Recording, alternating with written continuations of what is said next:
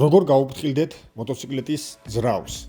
ეს იქნება მოკლე ვიდეოთა გარკვეული რაოდენობა, სადაც მეგობრებო აგიხსნით, რა შეიძლება გავაკეთოთ და რა არა მოტოციკლეტის ძრავთან მიმართებაში. რათა შეუნარჩუნოთ მას სიცოცხლის უნარიანობა. მაგალითად, დაბალი ბრუნი მაღალი დატვირთვით და პირიქით, მაღალი ბრუნი დაბალი დატვირთვით. რას ნიშნავს ეს? თუ ჩვენ მოძრაობთ აღმართში მესამე სიჩქარით და ვიგრძენით, რომ მოტოციკლეტის ძრავს უჭირს, მაშინვე უნდა ჩამოვაგდოთ ქვემოთ, ხო, მეორეში. თუ კიდე გაუჭირდა პირველში.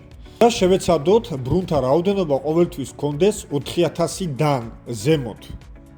ამ შემთხვევაში. ასევე მაგალითი შემიძლია მოგიყვანოთ, როდესაც მოძრაობთ ავტობანზე და აი პირველი სიჩქარით რომ ვიმოძრაოთ ავტობანზე, ხო? არის მოტოციკლეტები, რომელსაც შეუძლიათ პირველი სიჩქარით განავითარონ 165-170 კმ/სთ. და წარმოვიდგინეთ, რომ თქვენ პირველი სიჩქარით, ანუ არ გადართოთ არც მეორეში, არც მესამეში და ასე შემდეგ, იმოძრაოთ პირველი სიჩქარით მაღალი ბრუნებით, ხო? აქ საუბარია 12000-13000 ბრუნი 1000 კუბიან ძრავებზე. რა თქმა უნდა, ძრავს კარგი დღე არ დაადგება. აი ამას გულისხმობ ზუსტად. მიეცით სწორი ბრუნი ძრავს და მიეცით სწორი დატვირთვა.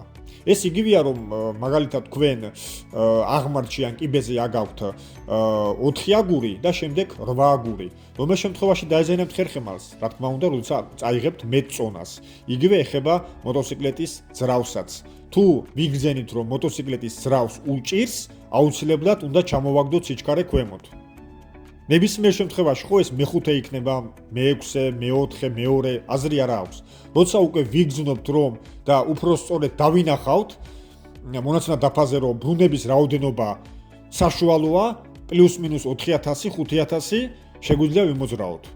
მაგრამ ყველაზე კარგი არის, რა თქმა უნდა, ეს მოდის გამოცდილების შედეგად, იგრძნობთ, როცა მოტოციკლეტს უჭირს ან არ უჭირს.